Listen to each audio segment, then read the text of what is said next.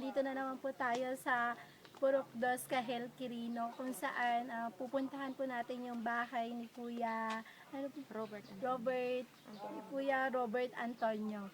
Pero wala po siya, wala siya dito sa kanila, kaya ang kakausapin natin muna is yung kapamilya niya.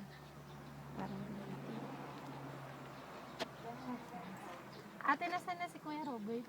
Ewan ko kung nasaan siya ngayon, pero ang alam namin doon sa Santiago pag naglalagi. Ano na po ulit pangalan niyo? Nakalimutan ko naman tanongin. Robert Antonio. Kayo po? Nanin. Nani. Siya po si Ate Nani. Kapatid niya pangalan. Kapatid po ni Kuya Robert. So, dito po siya nakatira? Kasama niyo lang po siya dito? So, ano po nangyari po sa kanya? Ba't naging ganun? Para po may diferensya yung kanya. Nabaril siya doon. Ay, nabaril. Pero hindi siya direkta na nabaril siya kasi nagiinuman, naglalasingan, nagkukuntuhan. Tapos ayun, yung isang kasama niya, binaril sa baba yung tumalsik sa mata ng bala.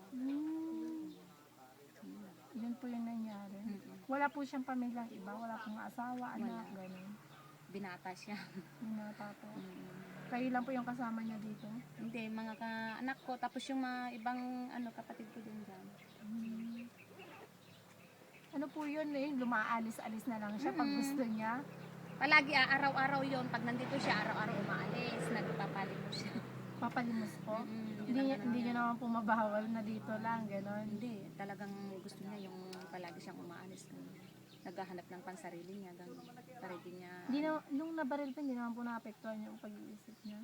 Iwan ko lang kasi matino naman siya, pero pag minsan naman ngayon, parang iba-iba na yung kinikilos kung minsan. Pero, parang naapektuhan din po sa pagkabaril sa kanya. Pero hindi naman siya yung totally na siya.